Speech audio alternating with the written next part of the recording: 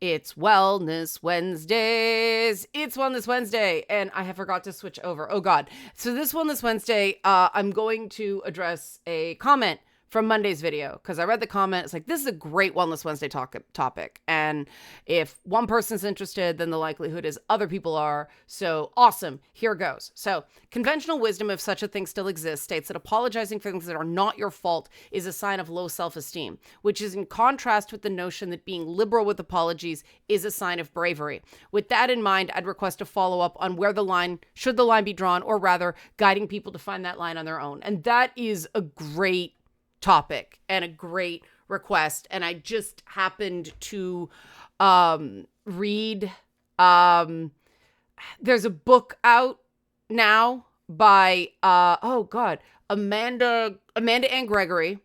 I interviewed her for It's Not Therapy twice. It's a book called You Don't Have to Forgive. And she deals extensively with apologies in the web stuff that she's been doing with, and in the interview she talks about not apologizing unless you are sorry. So let's help support this channel and then get into it, because this is a good topic. I love topics like this. Help support this channel. Become a monthly patron. Patreon.com/LeannaK, or buy a one-time Leanna Care session for someone who can use it but can't afford it. Coffee.com/LeannaK. So, apologizing for things that are not your fault is a sign of low self-esteem is in contrast with the notion that being liberal with apologies is a sign of bravery. It is not directly in opposition.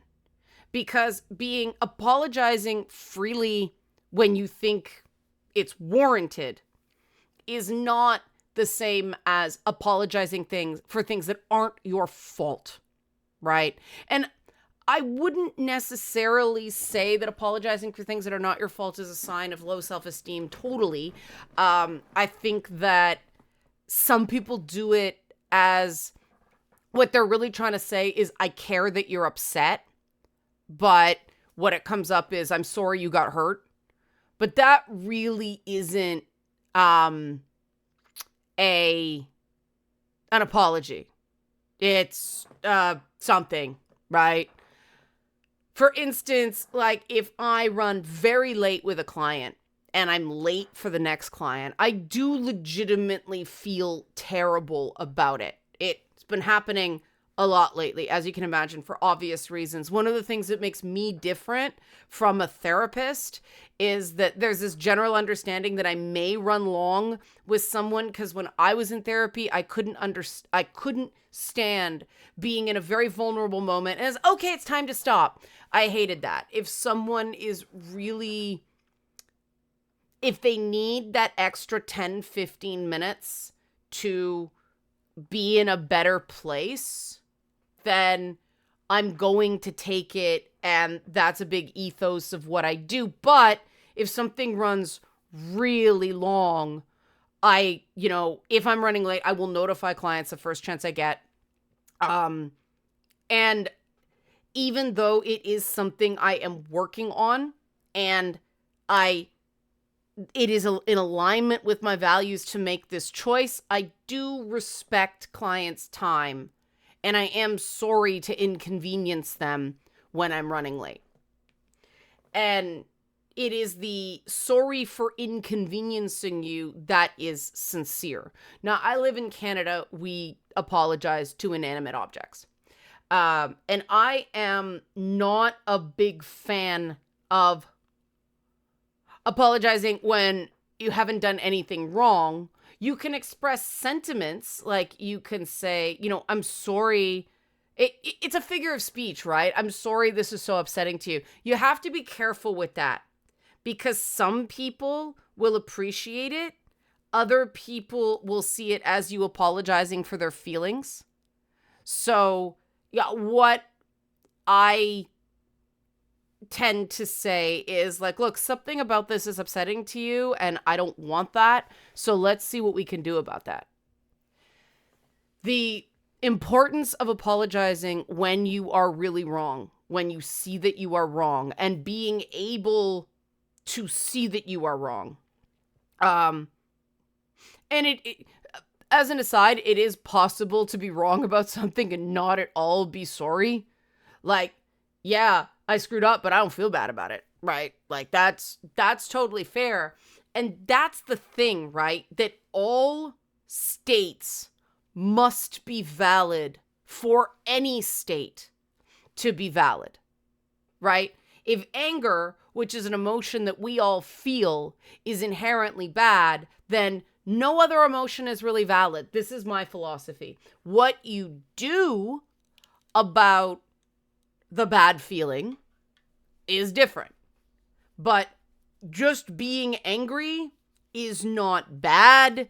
It shouldn't be terrifying for someone. If you start screaming and yelling and smashing things, then yeah, that's scary. But the mere fact that you are angry with someone who hasn't been in a highly traumatizing environment shouldn't be terrifying, right? You can be angry and still in control. You can have any emotional state and still be in control. Like, there are just certain lines, and this is me and what I had to do because I had a PTSD diagnosis talking. There's certain lines I just will not cross for anybody. And one of them is I will not resort to petty name calling just because I'm angry. Because, and every so often one slips out, I'm like, nope, don't do that, because that's about me at that point, not about the other person. And apologizing, again, any communication that you make, that's about you. Nobody made you. And that's a significant part of apologies being brave. You're saying them because you mean them.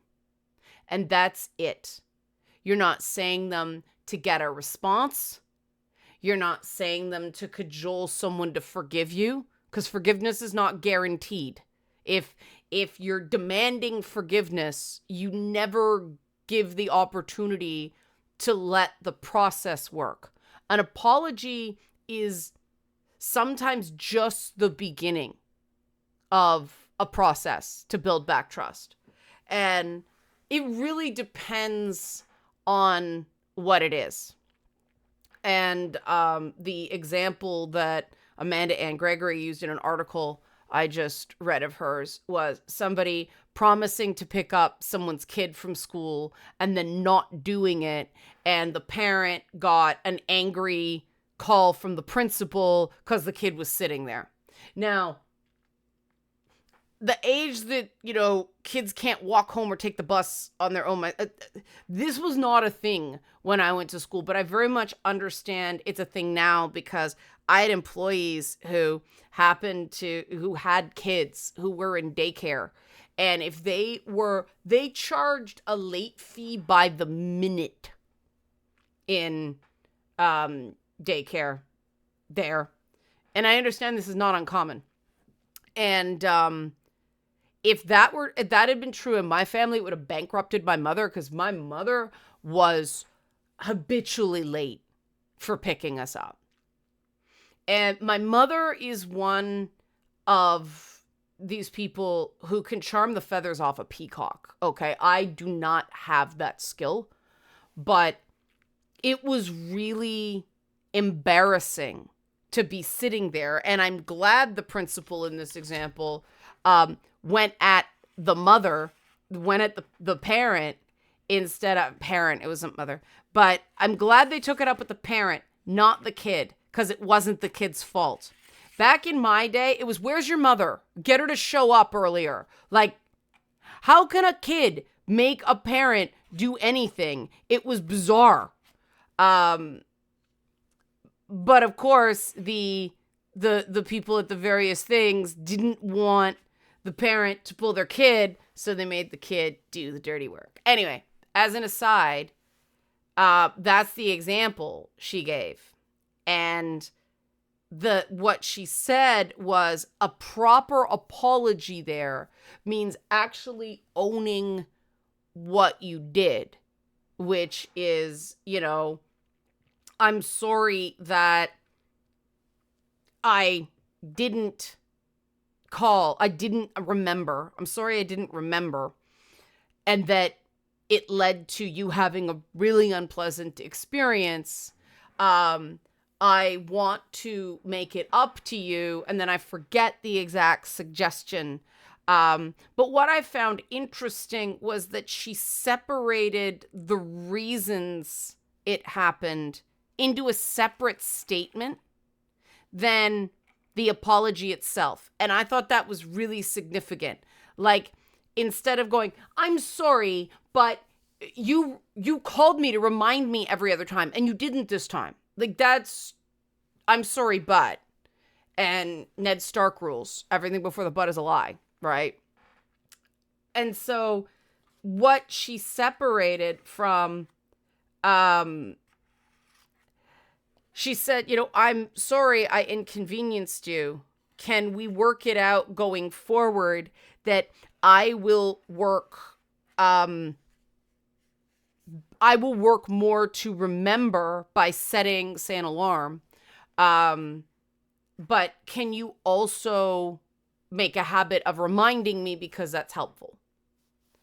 That is not, you made me. That is not, I'm sorry, but that is, I know I screwed up. I'm asking for help. It's much more vulnerable. And that's where the bravery comes in. That being vulnerable is, like, really vulnerable, not performatively vulnerable, is a brave act. Because people can fuck you over. It's happened to me so many goddamn times. This past week. Yeah.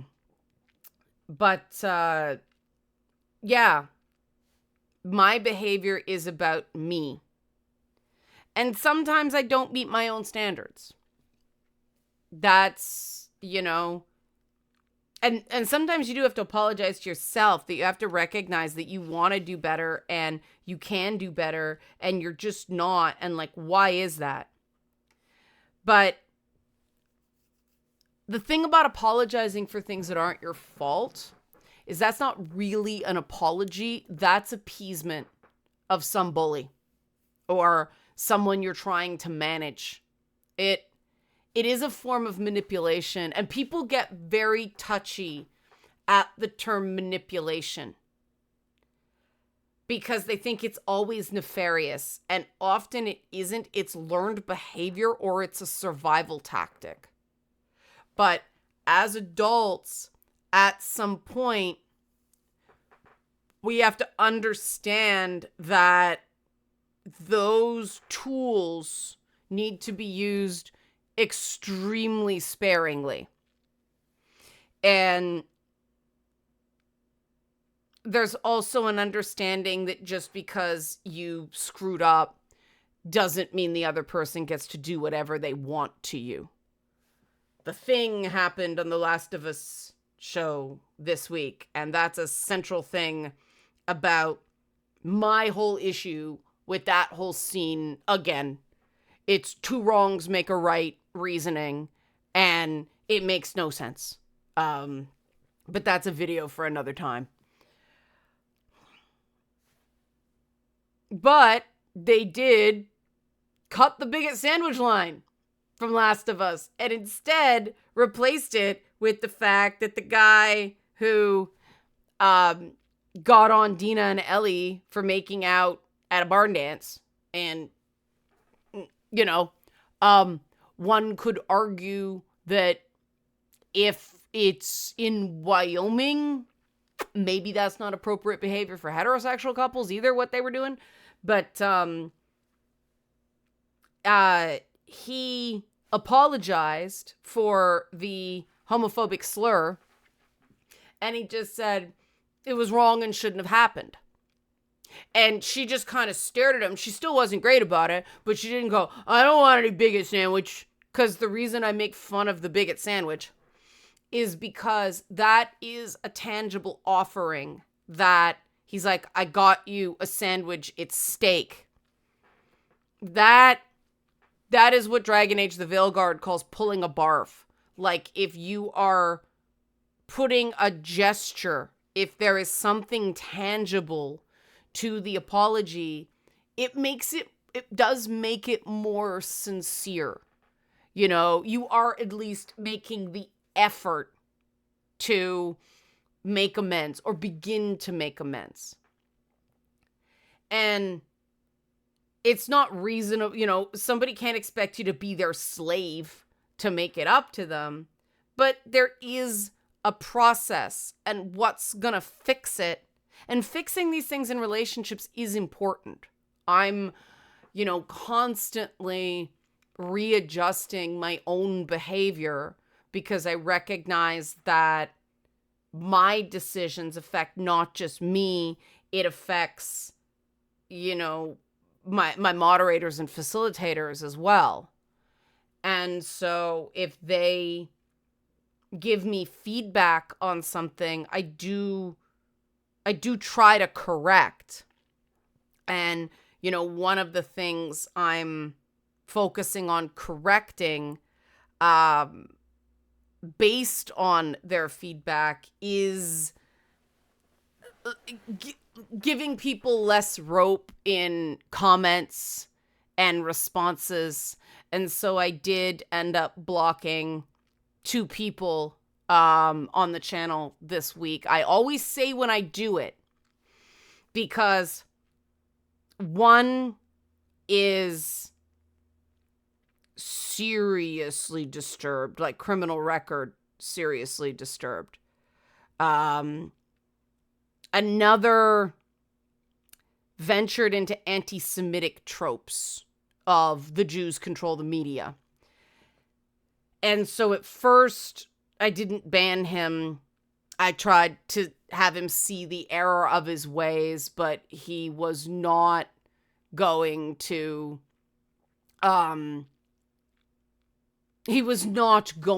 give at all. And the fact that he did it, I told him he was doing it during Passover, and he said he didn't know anything about Passover or Ramadan or anything like that. You know, no, that is flagrant disrespect for other people's belief systems. I'm not Catholic. I barely understand Catholicism, but I'm not going to make shitty comments about Pope Francis dying or say I don't care about Pope Francis dying, because I mean the dude seemed to be a true believer regarding the rights of migrants and poverty reduction. And so, hey, those are good things. I'll, you know, share the JD Vance vampiric touch memes privately, because that has nothing to do with Pope Francis and having to do with my real dislike for JD Vance. And so, you know, I listen to people and I make corrections accordingly. And this is something that people would say is weakness. Lead. Don't bend the knee. And my attitude is, I don't want to be a tyrant. I want to be someone that if somebody makes a valid argument, I will adjust accordingly, because then it's two-way. Then I'm leading by example. I'm showing that when somebody makes a valid point, I will respond to it in tangible ways, and the same rules apply to everyone. And that strengthens the relationship. So if I then ask them for something, then I've set the example. You know, there's no reason for them to feel bossed around at that point, because I'm not asking them to do anything I didn't do first. And I really think that's powerful. I think that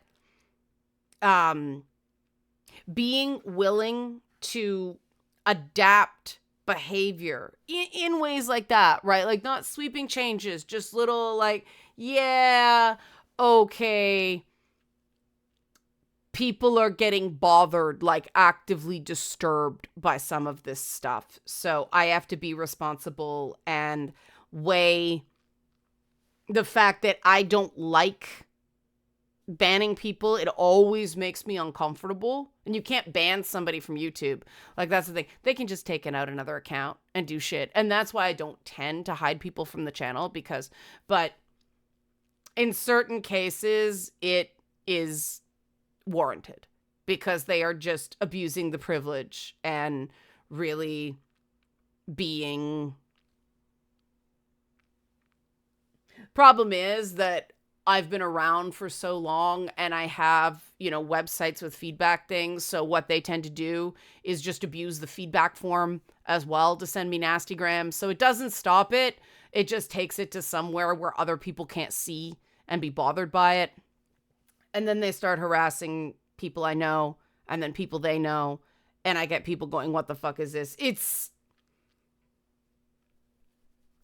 hard. And I do feel a lot of guilt when other people suffer, other people get harassed because I'm the primary target and some not really great people are trying to socially isolate me.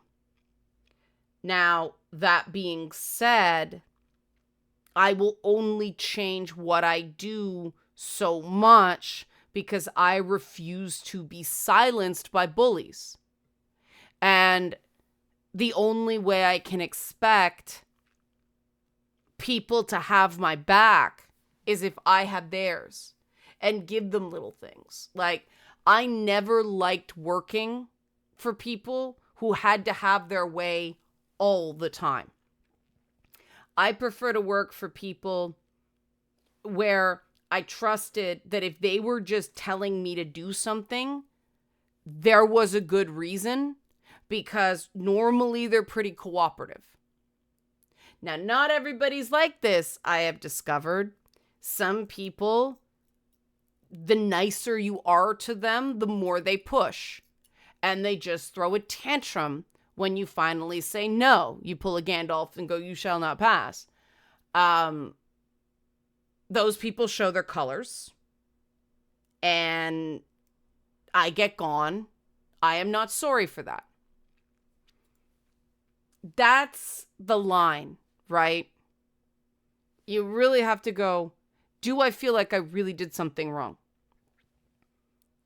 Am I sorry? Do I feel like I inconvenienced someone or made something more difficult for them or didn't meet my personal standards of behavior? And then you have to think, are my standards too high for me and too low for everybody else? And that's a constant thing I have to work on. But I know that I apologize for one reason and one reason only. I am legitimately sorry. I regret something happened and I see how I contributed to that. And it is amazing how many people try to manipulate and coerce and threaten and cajole an I'm sorry too out of me. And if I don't see that I actually did anything wrong, they're not going to get it. Especially if I've apologized to them in the past and they don't acknowledge it at all. You don't have to accept it, but do acknowledge it. And when I point it out to them, they say, you want a medal? No, that person's a waste of my time, right? That kind of shit, no. And that's why it's bravery. Because it's all about doing the hard but right thing. And again, there are some times that you wish you'd behaved better, but do you feel like a particular person deserves your apology? If you don't think so, if you're like, yeah, that wasn't my best, but I'm actually not sorry that needed to happen because that person was behaving really badly, and I regret that it blew up, and I regret that the friendship ended, but it had to happen, they were out of control, don't apologize, right? You have the right to set boundaries. And again, are you not apologizing because you're being a coward? Like, can you just not admit you're wrong because it's weakness? Well, if that's so, you're being a coward. Are you not apologizing because you're not sorry, even though you know it would smooth things over? Okay, now you're being brave, right? Similarly, are you apologizing to get expecting forgiveness or an I'm sorry too? Or are you apologizing just to try to make everything go away and not have to deal with an actual adult conversation about what happened? Well, that's cowardly, right? Are you apologizing because you're sincerely sorry and you want to be that person that owns your mistakes, regardless of whether the other person accepts your apology and regardless of whether they forgive you? Well, the very fact that you could be rejected there makes that a brave act, right? And not everyone has a, endless, no one has an endless well of bravery. There are some times that we just get frozen by fear. That doesn't make you a coward. The cowards make excuses. And that's really the line for me personally, because the second part of the question is how to find your own line. Am I making excuses? Am I going, yeah, but they did this. If the other person has a whole laundry list of shittiness that they've done to you, then what I do is, if I still think I did something wrong, I apologize to them for it sincerely. It has nothing to do with what they did. I'm showing up as me. They're showing up as them. And if they are shitty about it, like Mr. Wanna Metal was, that shows me who they are. That's not the same as not accepting an apology. That's not the same as I need time. That is just being shitty about it. And I can acknowledge I did something wrong there and still go, you know what? I don't want this person around me. I don't like them. I don't like who they've become. I don't like myself around them. You are not required to stay in contact with somebody just because you made a single mistake, especially if they're not owning theirs. Like, don't keep score of how many apologies each. If you are owning your shit and you feel like they're dodging responsibility, that's fair. But it's not about keeping score. That's about, like, look, I'm doing my best to be accountable. I am actually sitting and considering this stuff. They're making a bunch of excuses. I deserve better than that. That's good. That's brave.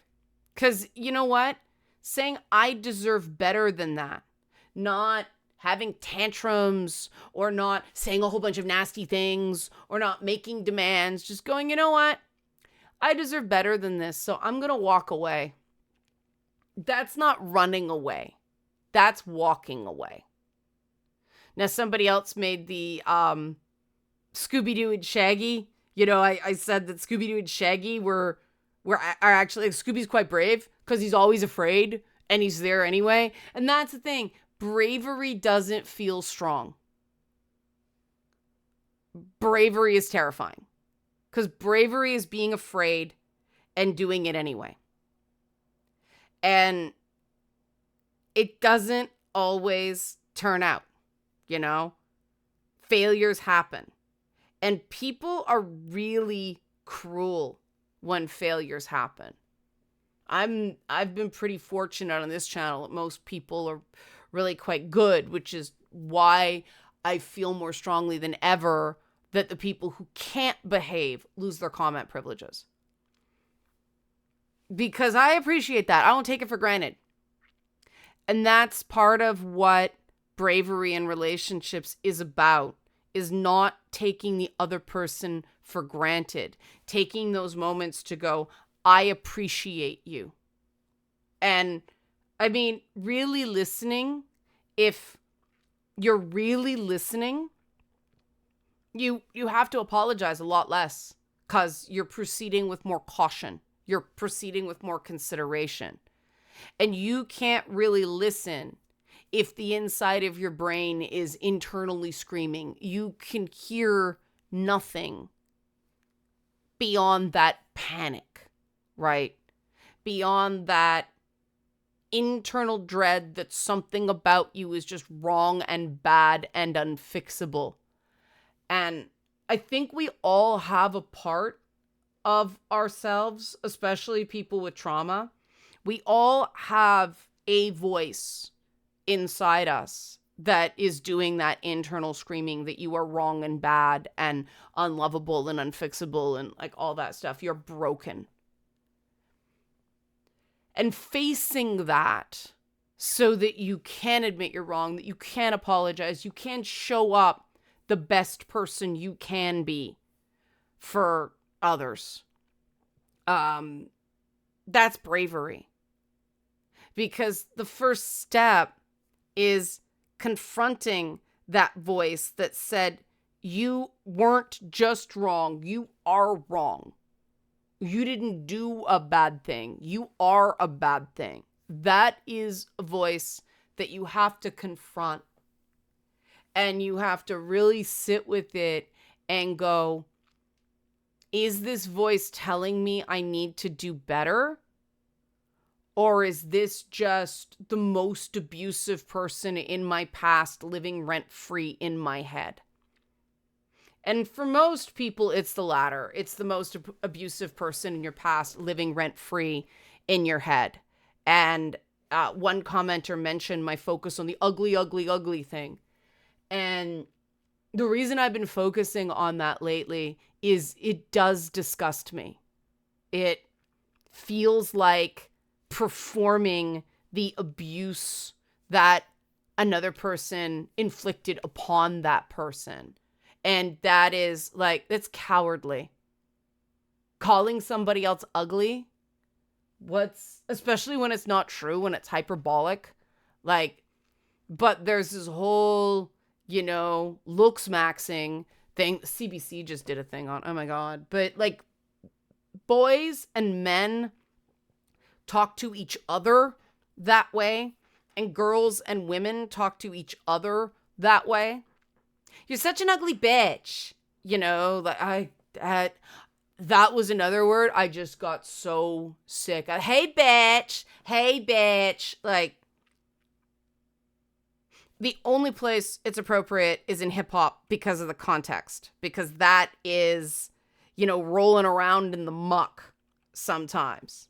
Not like us, And there's an example of Not Like Us has place in a diss track, not an immigration policy, right? Like, the whole point of putting it in art and putting it in songs is so we can look at it. It's like turning over the rock to watch the bugs underneath it and acknowledging and accepting that that is a part of us, so it does not control us.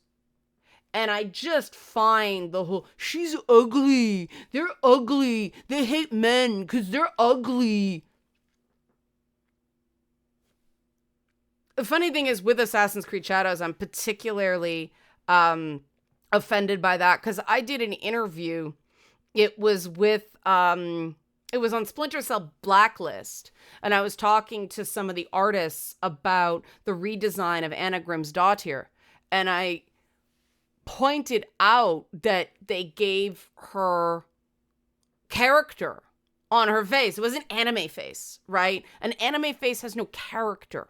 There's no distinguishing features. One anime face looks very similar to another, looks very similar to another. And they said that, yeah, it's like tangible detail. It's uniqueness. And so I know, because that is the aesthetic at Ubisoft, they didn't design Naoe to be ugly. And they didn't design the woman in Star Wars. I always forget her name. Because all the Star Wars names, blend into my head. And then I think of Cass Anvar, which isn't actually a Star Wars character. He's the dude from The Expanse and an Assassin's Creed game. Like, too many names. But anyway, I don't think they designed deliberately ugly characters. They were like, this is somebody who has lived kind of rough, so we are going to make them attractive and interesting. And because I know that background, I know that the ugly is just fucking juvenile bullying. And I hate bullies. And I do. Yeah, I do slip when it comes to bullies. I see red. And that, again, that's something that I watch. That's when the name calling comes out. It is just so much rage and disgust that is when the name calling slips out. And I did it last week and caught it. I said, no, I shouldn't have said that. And there's an example. Again, I apologize for that because I'm not going to let the bullies infect me with their shit. I've gone, you think I'm ugly? You think I'm old? You think I'm fat? You think I'm annoying? What the fuck ever? Who are you? Why does your opinion matter? You're the one so offended by average looking person that you're deciding to do that. What's wrong with you? And that's not an insult. That is a legitimate question. When someone is apologizing to try to make someone stop, when it's a fawn response, it's like, what's wrong with you? When someone is doing, I'm sorry, and they're waiting for the I'm sorry too, what's wrong with you? Serious question, right? When you have those moments of pettiness, you are broadcasting to the world that there is something wrong with you. And I know there are a lot of people who are really bothered by this. And you notice I used male examples and female examples. We all know that people in the trans space can be real bullies too. Bad ally. Whatever the fuck that means. And I admit I'm still pissed at that because I was right and no one apologized. And there's an example too, right? People who understand respect will regain respect for you if you apologize. And I just realized my headphones are crisscrossing this wire. I hope it's not affecting anything. But people who understand respect will respect you more if you admit you're wrong.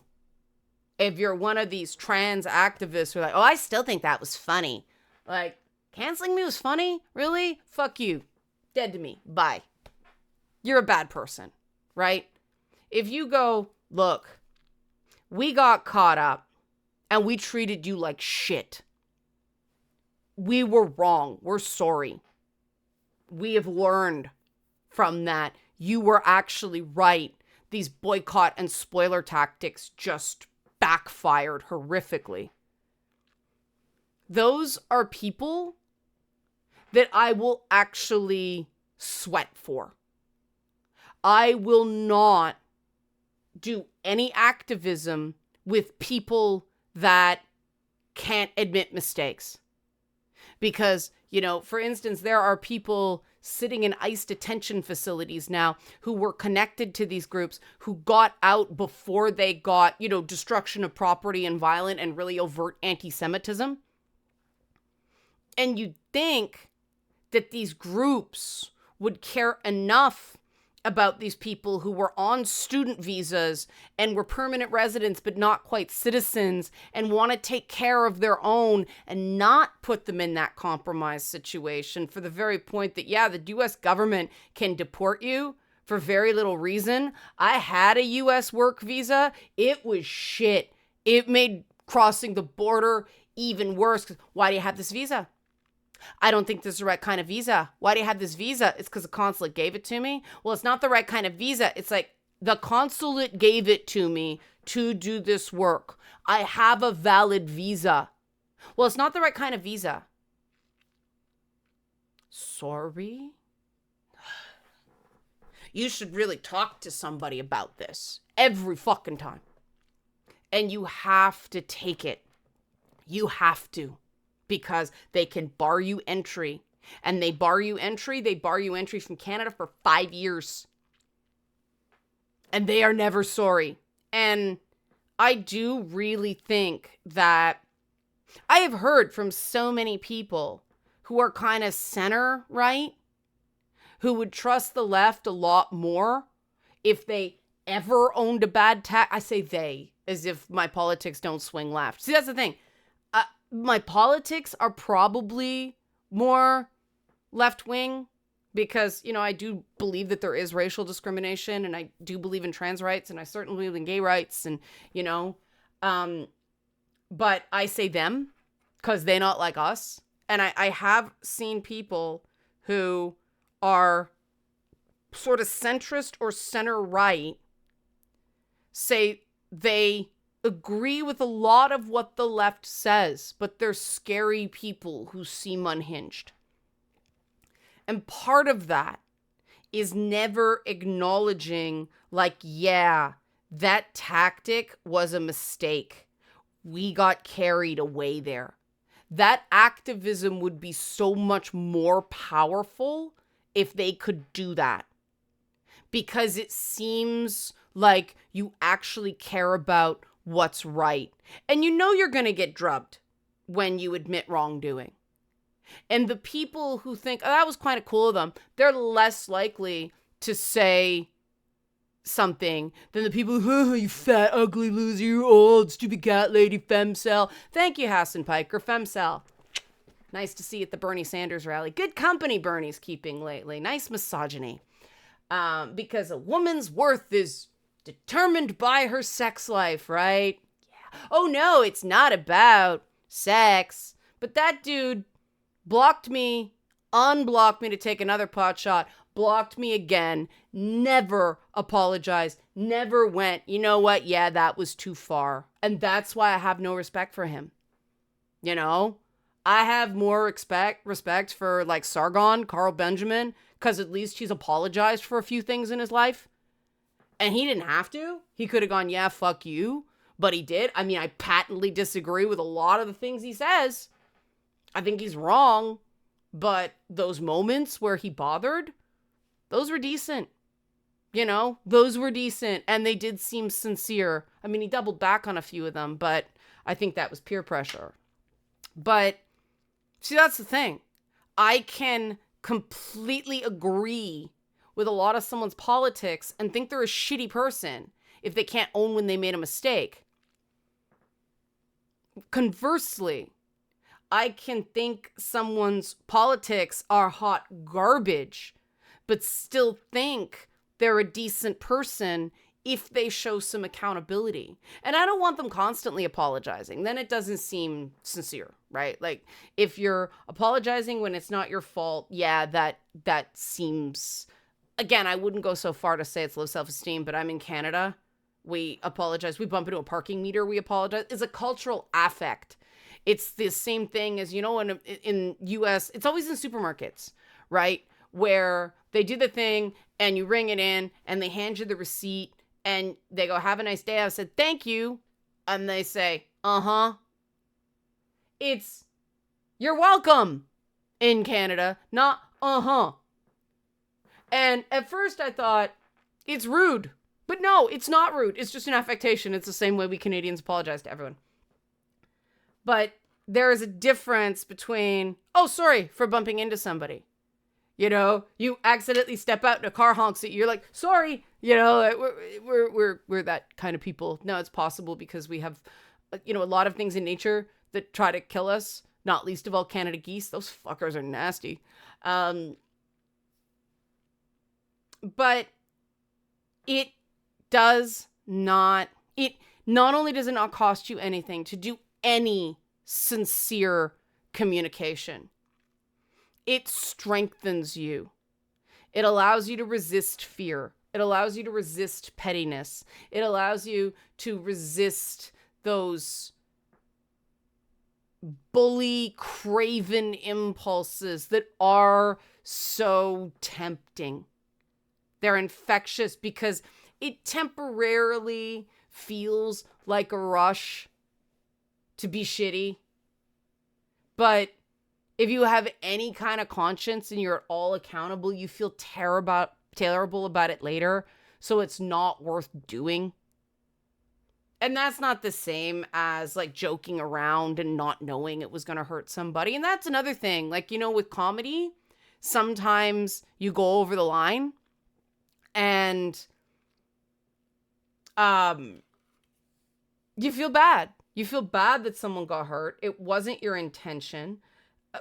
All the good comics I know are both, jealously protect my right to freedom of speech, but also I don't want to actively hurt anyone. I'm not out to hurt. I'm out to make people laugh. So, I mean, maybe that's where some of my viewpoints were founded. My viewpoints were definitely shaped by when I was 17 years old. This was back in the days of landlines. Phone rang. I went and got it. I was living at home, my mother's house, right? And I could hear a crowd laughing.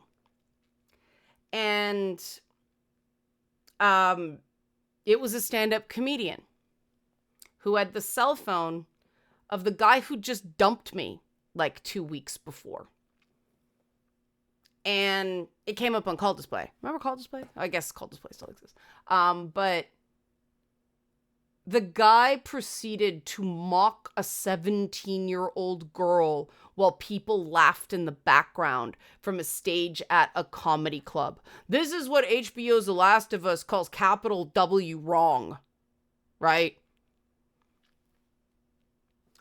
My mother yelled at me for swearing, but then she did contact the club, and they said the comedian felt bad about it. Of course, the comedian never said so himself. He was back at Boston, but, they felt bad, and they wanted to give us complimentary passes, but they never actually said that was wrong. We have spoken to the comedian. That never should have happened, and we are profusely sorry. And so we didn't accept the passes. We didn't want the passes. We were like, we don't want you ever doing this to anybody else ever again. This isn't comedy. It shouldn't leave the club. You shouldn't be calling people who did not consent to be part of a stage act. Wouldn't apologize. And I've had to work that club chain a few times. And every time I went in, it felt like a deal with the devil. And I tried to treat people on those tours better than that. It has really informed where my lines are as a comedian. And I mean, it sure taught me a hell of a lot about consent. But an apology really would have mattered to me. I was 17 years old.